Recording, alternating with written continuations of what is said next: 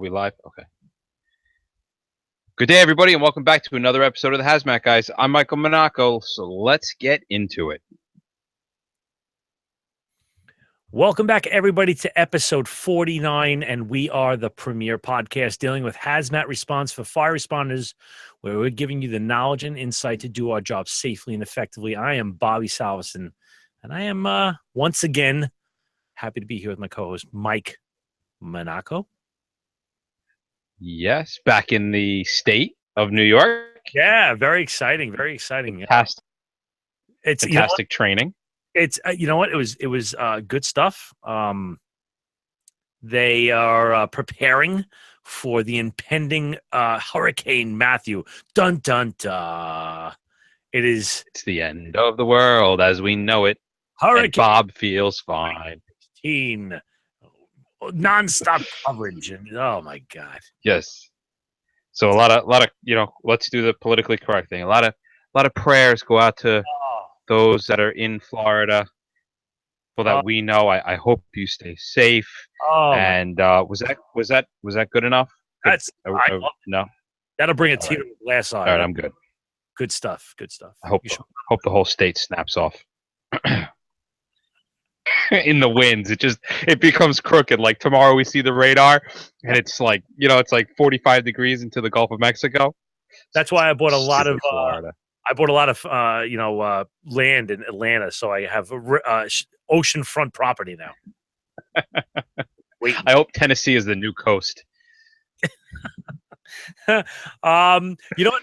Before we even get into this, we're going to come back to this, but before anybody panics and turns us off, we are going to go into hazmat laws, regulations, and standards. Oh my God. Do not drive while listening to this episode. I don't think no, trust me. If you trust us, you have to trust us.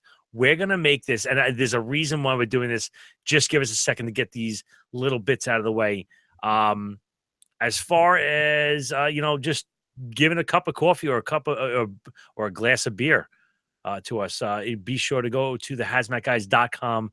The right side of the page, you can click the donate button and throw us a couple of shekels, maybe a couple of wampum. Wampum. Some pearls. Some seashells. Love it. Oh, what do we got upcoming? I don't think we have anything slated appearance-wise in the near future at all. No, we got some stuff coming up early next year. I don't want to really give out the bag until everything is in stone, but we have a lot of really cool things that are on the plate that are coming up. Not just speaking engagements, but something that's going to go on with the podcast. I'm very hopeful for, and I think it's going to be really cool. Yeah, and I will be, for anybody that's going to be in Phoenix the week of October, I think it's 14th, 15th, I'm going to be in Phoenix doing a private conference for the with the IAFF, and if anybody wants to come on, I'll have all my recording equipment with me. If anyone wants to come on and do an interview or tell me about a run that you had or just get yourself on air, reach out to me, Mike at the hazmatguys.com, and we'll try to hook up and get you on I don't know, what is this? This isn't really on record. We could cut an album. I don't know what's the technical term like that podcasters use. I don't know. Drop a track. I don't know what you say. Inscribe an SD card. I'm not sure. We'll figure it out. Yeah. So we were talking a little bit about the laws, regulations, and standards, and I gotta say, in order to be a totally awesome hazmat tech, then you need to know the rules. But what exactly does that mean? All right. So here's really what it boils down to, right? And this is definitely, this is here not only for the new guys, but this is also something that you start to bite into when you have some time as a hazmat technician. You kind of learn the chemical physical properties of everything, and you're kind of figuring out what all the tools and stuff are. And by about 5 years into doing this all the time, you start to have a really good grasp of what's going on around you. And then all of a sudden you start to realize that all the things that you've been trained to do, you go away to a school and this guy's been trained kind of the same way and another guy's been trained kind of the same way. And if you want to really kind of get into this game, you have to understand what has been set up on a national level, the standards, the laws that have structured us, and we're going to kind of lovingly call it a paradigm of sorts. Yeah. And what now? I don't want to get too far, but you know what? Not getting off topic, but what? Explain to us what a paradigm is, because it's kind of an important thing. All right, it's 2 dimes. It's 20 cents.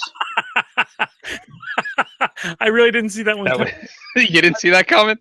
No, I That really. was so that was so horrible. I suck. All right, no, but a paradigm. A paradigm is a model or an example that we follow, and we do this a lot of times without knowing the reason behind it. And we follow it for a couple of different reasons. One, it's because we think that it's the best practices, and a lot of times it is. But there's another whole side to paradigms that is really it's kind of socially pushed, where I'm going to do this because the guy next to me is doing it, and the guy next to him is doing it, and the guy down the road is doing it. So I don't necessarily know why I'm doing it, but I'm doing it. And the best way to explain this is an experiment that was actually, I believe this was an actual experiment, not just a joke, where they took 5 monkeys and they put them in a room. And in the room were the monkeys, a ladder, and a banana. And every time a monkey went up to go eat the banana, all the other monkeys would get sprayed with cold water. All right. So the monkeys eventually learned that anybody going up to get the banana is going to get sprayed with cold water. So when somebody would go get the banana, all the other monkeys would beat the piss out of them because nobody wanted to get sprayed with cold water. Makes total sense. So every single one of those monkeys understood the reason why nobody was to go get a banana. But here's where it starts to become interesting, and this fits into where we are now in the world of hazmat in the United States. If you take one of those monkeys away and you put another monkey in, i.e., a guy retires and a new guy comes into the system, it's the banana. He goes up the ladder to grab the banana, and without knowing why, all the other monkeys start beating the piss out of him. Okay. So he learns not to go to the banana, but he only learns the action. He doesn't understand Right. the reason behind it because now we've Not stopped spraying water. Right. We stopped that. Right.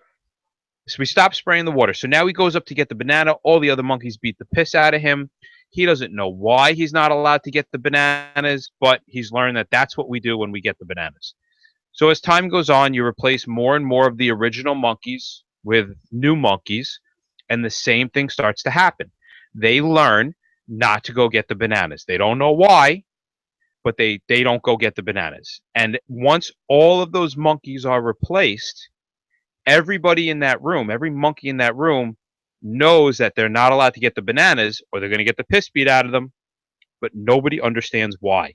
And Right. I feel like this is where we are in the hazmat world today. A lot of the original people from 1984, they've started to dematriculate out of the system. We've got all new guys that are in and at different levels, and a lot of people don't understand why they can't go get the bananas. Mm-hmm. They just get the piss beat out of them when they try to do something. Yeah, and we, in order to recognize the paradigm and how to be a self-sufficient operator, we're going to have to get into the rules a little bit. But like I said before, do not panic. We're going to make it cool. We're going to break these things down into something that can actually be useful. Maybe throw a little humor in there. We promise it will be as pain-free as possible. But I want to give the impetus. So what drove me to write these things, and this is the paragraph. I'm going to quote this out of an actual student manual that I was able to acquire. I'm gonna. Now, I told this Mike earlier today, and he was like, "Wow, I didn't even know this." But this is really what it comes down. So I'm going to quote this: "The incident commander should be aware of his actions on the site, even those considered as business as usual may have consequences beyond the knowledge of the IC and his team.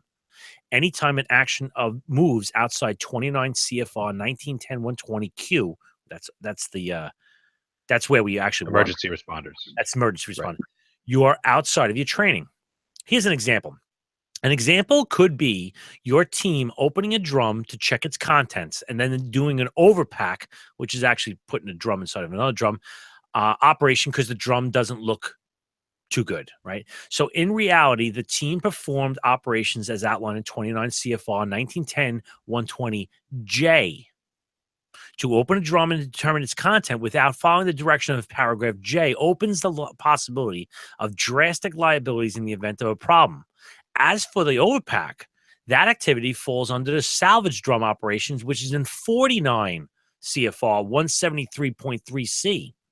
In essence, Which is transportation. Transportation. In essence, this type of operation is a packaging of hazardous materials for transport. That's what 49 is all about. So before getting into this type of operation, there's several questions that the IC must be able to answer.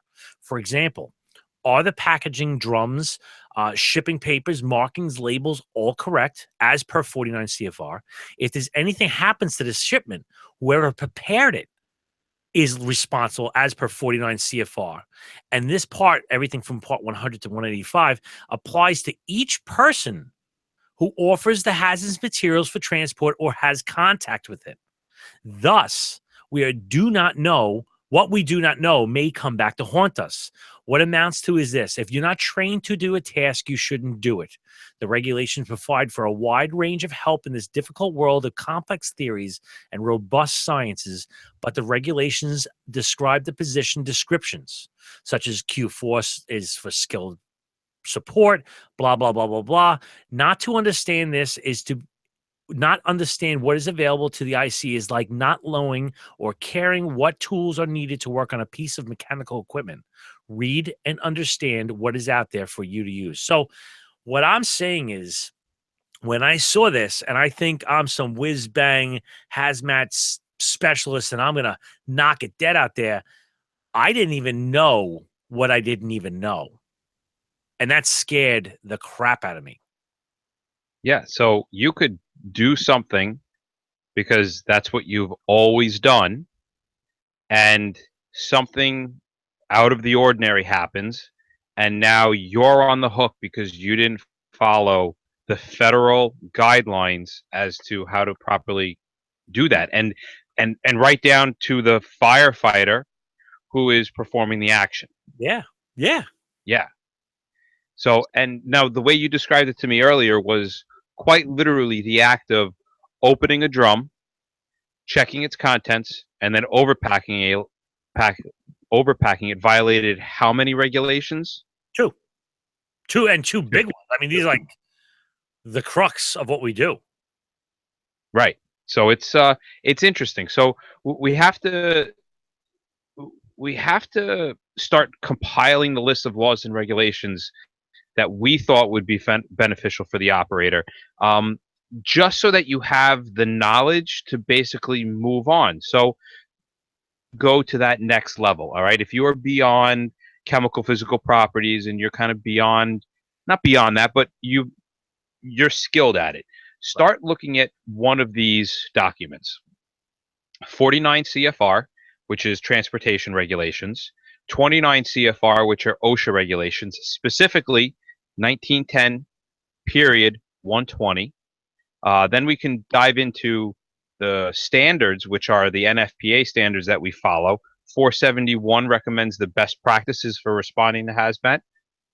NFPA 472 is the standard of competence for the responder. NFPA 473 is going to be EMS in the world of hazmat. And then NFPA 1991, 93, and 94, this dives into our suits, Right. which is kind of both scary and like you read it and you're like, Holy like cow. your head hurts right in the center between your eyes. And you know what the because funny is? You told I was just literally with national guys from all around the country, and we were going through this stuff. And listen, we're very blessed. I don't know what the word would be, to be in a company that's dedicated and does an awful lot of it. And these guys were like, they were asking questions, and it was amazing how much they didn't know about the basics. And then I take this class, and ashamed that I don't know these things that are, we're going to talk about these things that are brushed over in awareness and operations level. And I was embarrassed to not have a firm understanding. Not only brushed over in that regard, but I mean, I've been here for 11 years and I've never sat down to any kind of formalized, departmental training in which somebody sat down with me and went through the rules and the regulations. What is there? Maybe one class out there on a federal level that you could take that even touches on this stuff? Yeah. And I took it, and it was like, I'm telling you, it was eye-opening. So what I did was, we're going to go over a broad overview of those things that we completely blow through in those operations class. We're going to take a little bit more of a look at it, not too deep, but we're going to look at it a little bit more from the technician's level. And I want you to understand the hows and whys, not just, yeah, this is Sarah, this is the super fun. I want you to actually understand what the hell we're talking about. We're not going to get deep, but we're also going to give you the option of, and we'll tell you where to get this stuff. All this crap that we're talking about today is free. You just have to download it. I'm not saying you should go and read it. What I'm saying is, we've done the cliff notes for you. All right. This is as condensed as possibly can be done, for you. And we haven't even started talking about this stuff, and we're almost like 15 minutes into the show. So we got to hustle. And I know we want to move along, but there's another reason. There's one more reason why we should know this stuff. Go. All right. And that's so that as a firefighter or an officer, you can tell your incident commander to go scratch at some stupid idea because he tells you, hey, go do this. And you're like, whoa, whoa, whoa, whoa, whoa, chief. This violates CFRD 1910-120 paragraph Q subsection blah, blah, blah, blah, blah. And you have a leg to stand on, right? Yeah. Because you legitimately know what you can and can't do. So I'll be honest with you. This is the we are at right now where we're diving into these and trying to learn them and understand them as best as we can. So as we're going through this, we're going to be kind of taking you along with us. Right. And we're not going to get into HAZWAP or SARA Title III, though that does have something to do with our response. We're going to try to do these in priority order of you as an operator's need to know. That's how I basically broke this up. So let's start off with 1968. Okay. Great. Yeah. All right. So since 1968, the laws, the regulations, and the standards have truly become one of the most developed areas in emergency response that we've ever seen. Like, not forget hazmat. I mean, the rules and regulations that cover how you leave the firehouse to how you get to the scene is so expansive, it would blow your mind. If you've ever tried to put a decal on a rig, they even tell you, where shit needs to go on the rig. It's insane. So there's some really huge advantages in regulating hazmat storage, transportation, handling, cleanup, and training. And that's the tip of the iceberg. I mean, there's so much other stuff that we do that is regulated and that we really need to know. Yeah, and some of these items and events that we're going to start to discuss are ones that make us roll our eyes when we go into class. I'm sure we've all gone through the class. If you're sitting here listening to us two clowns, you've gone through the class, and you're probably like, oh, laws and regulations. And now I'm going to voluntarily sit down and listen to these two jerks talk about this. Trust me.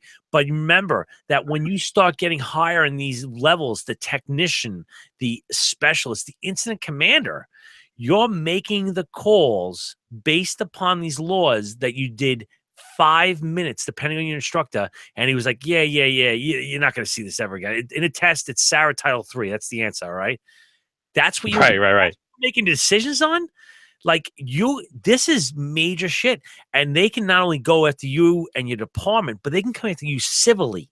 So don't blow this stuff off. We're protecting you right now. Yeah. Because you know what? We're supposed to be the ones that know them. So our question is, do you? Right. Yeah, right. And if I was to ask you a couple of random things about what laws and regulations that we teach or we've learned in classes, are you going to be able to, at least I say, hey, Joe, stand up in front of this class. Now, tell me a little bit about Superfund. Can you do it? Is he related to Superfly? Super. So let's start this. I took the class. Mike did not. So I'm going to pretty much play the teacher in this, and Mike's going to play the student slash. He's going to throw questions at me, and hopefully I know the answers. But we're going to start right at the Clean Water Act, and again, we did these things in an order of necessity in my mind. So that's how I did it. All right. So So then, where and when Clean Act even originate? okay, it was started in 1970, and it was created for the federal involvement in environmental emergencies, right? So anything that's spilled in the environment, which is basically remember, this is the beginning, this is the tip of the iceberg. Anything that's spilled, they wanted to have this whole act where the federal government can come in.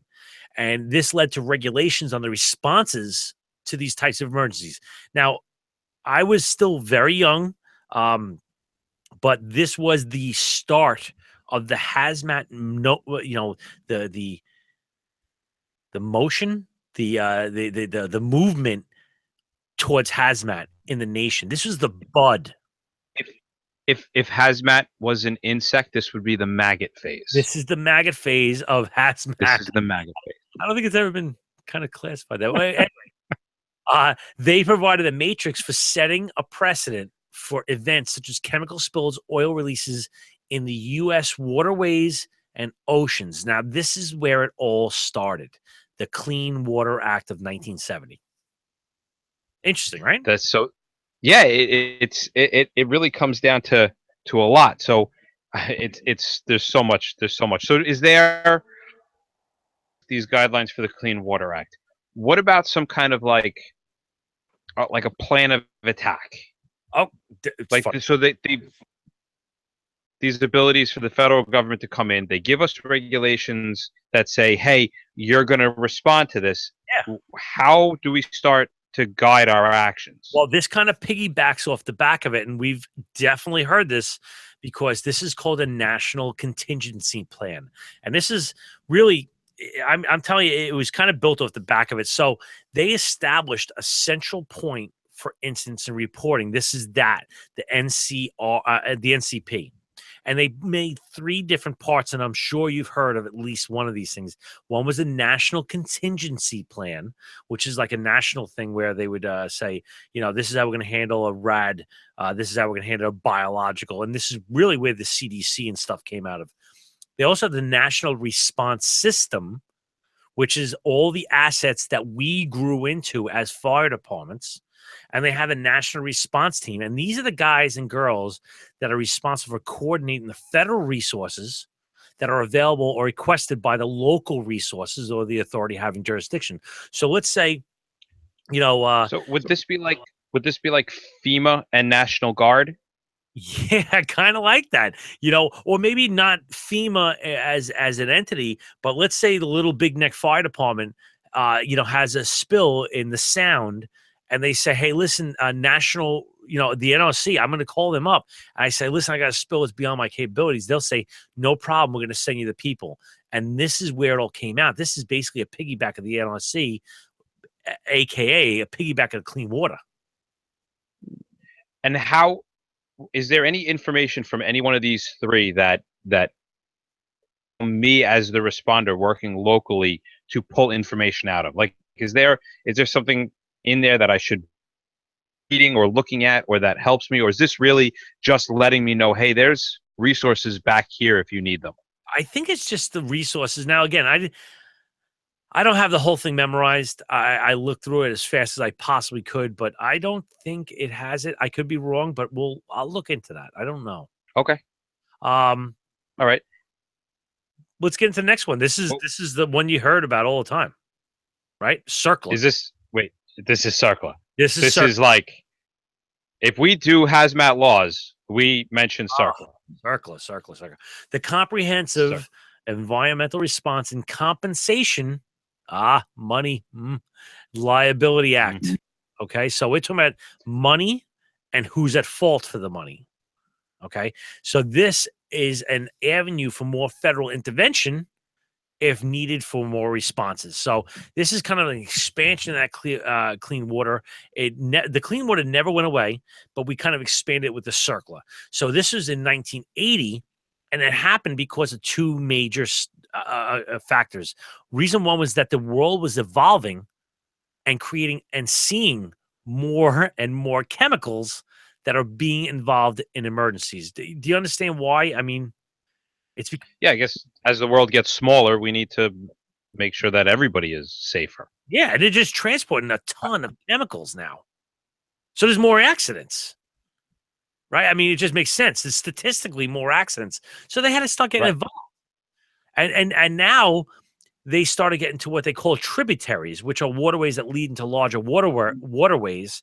And sometimes water that leads to land was also becoming more of a presence in this hazmat world that the federal regulators are just basically looking at. And now us as the minor responders are having to deal with. So they're trying to bridge this gap. You can start to see it on this timeline here. So then where does, because every time we talk about circular, we end up always inevitably going to Superfund. Okay. So where does the Superfund tie into circular? All right. And why is that important for me as a responder? Okay, because the Superfund is basically this huge savings account that the federal government holds just in case the cleanup exceeds what the responsible party can pay. So, Mike Monaco Industries spills 55 gallons of methyl ethyl death into the desert, and they say, you got to clean that up. And so he goes, I could do about 12 gallons and I'm out of business. They're going to pick up the tab. However, So they're going if I don't have the money, now I turn around and at least somebody has the authority to clean this up. Right. So let's say you're the spiller and you just say, you know what? I don't have the money for it. This sucks for you. And he walks away. Now the government can clean it up for him and then charge the shit out of him. And the spill needs, listen, the spill needs to still be cleaned. And this is the slush fund to facilitate that, regardless of the court proceedings or the he said, she said, or all the other crap that comes along with that stuff. So this is like the no nonsense. We're going to pay for it. We're going to get cleaned up, and then we'll worry about it later. But this is the tax man. He ain't going away. Has this actually been used? Oh, tons. For example, this is, there's a local one. There was a mess that was found at there. You know what? This can even be done for businesses that go out of business. So I'll give you an example. Around where I live, there was a huge business that I'm not going to mention it. It lived a few towns away. I won't be mentioning the name, but they have subsequently merged with another aeronautical company that are building crazy cool planes. Currently, anywho, they dumped a ton of stuff in the back way before it was cool. All the cool kids are doing it now, but they were doing it like they were like the trailblazers. They were like the pioneers. Yeah, and it needed to be remedied. So they went out of business, or they merged and they kind of went out of business. I don't know how it really went, but the federal government went in there, came in, declared a Superfund site, and cleaned it. There was no bill because no one was there to hand it to. So in essence, the public paid for it. But at least it got done. It did. It got done. But here's a couple of quick facts about the Superfund is that 70% of the Superfund cleanup activities historically have been paid for by the parties responsible. So only 30% is coming out of the public fund. That's not too bad. That's actually good information. And another one, you know what? I was gonna say I thought that was pretty good. I would be at least getting cleaned up. And what's as of 9th of August 2016, there's 1,328 sites listed. An additional 391 are delisted, meaning they've been taken care of, and 55 new sites have been proposed. And from what I understand, when they first opened this up, it opened up with $3 billion. And within 12 months, they used it all. And this is actually, I can imagine, tax came from on our gasoline. They said, well, how are we going to replenish this? Well, let's just start taxing the gasoline. And that's where that gasoline tax actually goes into the Superfund. That's going to annoy me every time I fill up gas now. You pay it for people. that I'm paying for other people who threw their shit away. All right, let's end this one and we'll go into the next one. Okay. All right, so put it down in the closing and we'll close this one up. All right, I'm going to mark it. Hey, do you think we could do this one and then call it a wrap? Because I am almost out of data. Yeah. All right. You want to call it right Okay. here? Or you want to do the whole thing? Yeah. No, let's call it here. All right. Finish Right? it up. Because this would Bring be it one home. episode, right? Bring it home. Bring it home.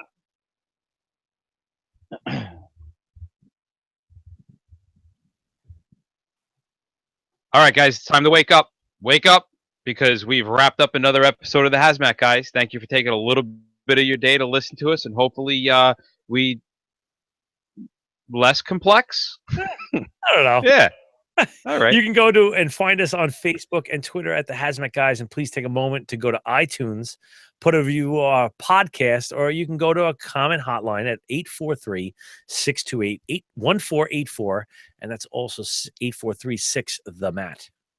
You know, we've started to do a lot of public appearances, going places, and a common question that we get is, "Hey, which one's Bobby? Which one's Mike?" And I say, well, you know, if you watch this on YouTube, you would recognize our beautiful faces along with our beautiful voice. So just as a reminder, we're recording the show and we're producing a live unedited version, which means you get to hear all the screw-ups, the curses, the yelling, the screaming, the trips, and the falls. And that's going to be aired on YouTube every week. So if you want to find out more about us, go to Google Plus and you follow us there. You'll be notified when the show starts. I know, as always, we look forward to your feedback and information about interesting incidents or anything actually you want to throw at us. Even hate mail will be appreciated. So send us a note of feedback at thehazmatguys.com. And remember, guys, don't just get onto the job, get into the job and into CFR 29 and 1910 120 and NFPA. Oh, I'm sorry. Good night. Good night, guys.